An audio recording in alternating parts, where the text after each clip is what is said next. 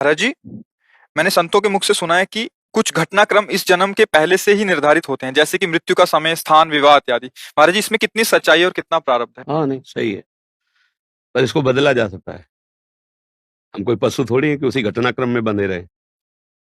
अगर उसी निश्चय में बंधे रहेंगे तो भगवत प्राप्ति किससे होती है? वृंदावन धाम वास किससे होता है? हमारे भाग्य में थोड़ी लिखा है वृंदावन बसना। हमारे भाग्य में थोड़ी लिखा है रामकृष्ण भजना। ज्योतिषाचार्य से दिखवा लो ज्योतिष, किसी की कुंडली में नहीं लिखा। अब ये नया जन्म भगवान ने हमें नए कर्म करके सुधारने के लिए दिया है।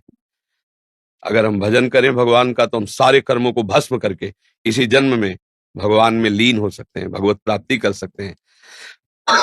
हम चाहे अपने कर्म बिगाड़ कर भूत प्रेत बन सकते हैं, सुअर कुत्ता बन सकते हैं, नरक जा सकते हैं। तो हमारे प्रारब्ध में थोड़ी लिखा सुअर बनोगे। वो तो केवल इतने शरीर का है कि इस हिसाब से तुम्हारी मृत्यु होगी, इस हिसाब से तुम्हें वहां जाना होगा, इस हिसाब से तुम्हें ये भोग मिलेगा, दुख सुख का। आगे के कर्म का नहीं। ये छूट दी गई, नहीं तो मनुष्य और पशु में अंतर क्या रह गया? तो ये तो सत्य है। सुनो भरत भावी प्रबल, बिलख कहो मुनिनाथ, हानि लाभ जीवन मरण, जस अपजस विधि हाथ।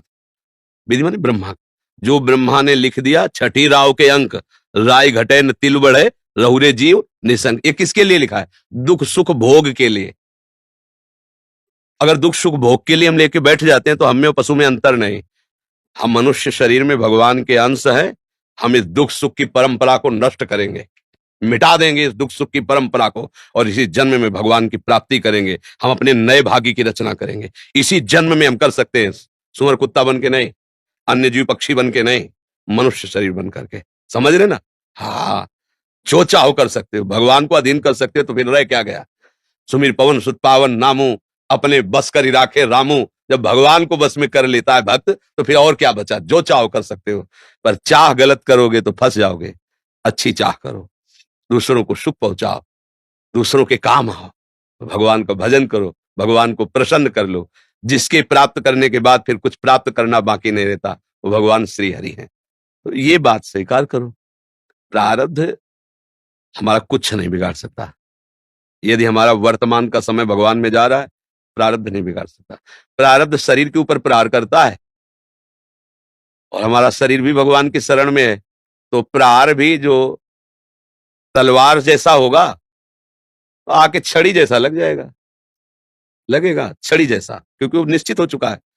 पर हम भजन के बल से उस प्रारब्ध को सह के भगवत प्राप्ति कर लेंगे।